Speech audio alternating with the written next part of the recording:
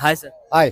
Sir మొన్న ఆంధ్ర లోపల ఒక క్రిస్టియన్ పాస్టర్ ఒక చిన్నారి దళితులను అంటే ఒక దళిత ఫ్యామిలీలో ఒక చిన్నారిని అమ్మాయిని దారుణంగా రేప్ చేసి చంపడమే జరిగింది. దానికోసం మీరు ఏం చెప్పాలనుకుంటున్నారు?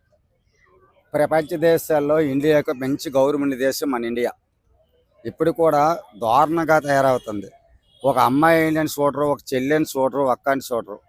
ఇలాంటివి చాలా బాధాకరమైన విషయం ఇది.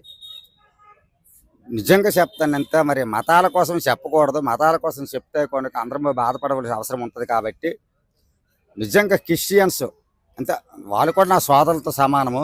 క్రిస్టియన్స్ మరి వర్షావాయు లేకుండా పోతుంది. ఆ కలవర్ టెంపుల్లో కూడా నిజంగా చెప్తాను, చాలా దారుణాలు జరుగుతాయి. ఫస్ట్ ఆఫ్ ఆల్ కలవర్ టెంపుల్లో అక్కడే మ్యారేజ్లు అవుతాయి, అక్కడే పెళ్ళిళ్ళు అవుతాయి. మరి జంటస్కి కూడా అక్కడే రూములు ఉన్నాయి కలవర్ టెంపుల్. అది నేను పనిచేసినాను కాబట్టి నాకు తెలుసు. ఇది చాలా దారుణంగా ఉంది. దీనిపైన కఠినమైన శిక్షలు ప్రభుత్వాన్ని కోరతాను, నిర్వహించబడాలా, అమలు చేయాలా.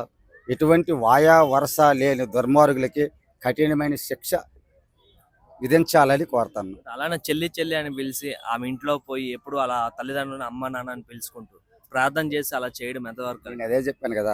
ఫస్ట్ ఆఫ్ ఆల్ కలవర్ టెంపుల్కి మీరు ఒకసారి వెళ్ళండి. ఎక్కడికో వద్దు, కుక్కటిపల్లి వెళ్ళండి. కలవర్ టెంపుల్లో జెంట్స్కి రూమ్స్ ఉన్నాయి. జెంట్స్కి ఇలాంటివి జరుగుతాయి. ఫస్ట్ ఆఫ్ ఆల్ నేను చెప్పింది మీకు ముందు చెప్పింది అదే విషయం.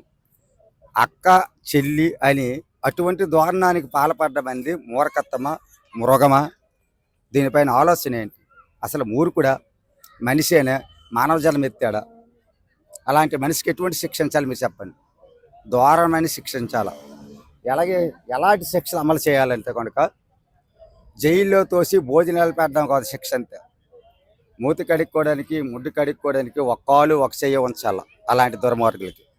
ఈ మధ్యన ఎక్కువ శాతం క్రిస్టియన్లు ఏంటంటే ఒక హిందూ టెంపుల్ దగ్గరికి వెళ్ళినా సరే దాడులు చేయడాలు అండ్ మొన్న డిప్యూటీ స్పీకర్ పైన దాడులు అంటే వాళ్ళకి ఎక్కడి నుంచి ఇంత ఇది వస్తుంది అంటే ఒక గవర్నమెంట్ అధికారిని కూడా వదలట్లేదు వీళ్ళు. మంచి క్వశ్చన్ అడిగినారు.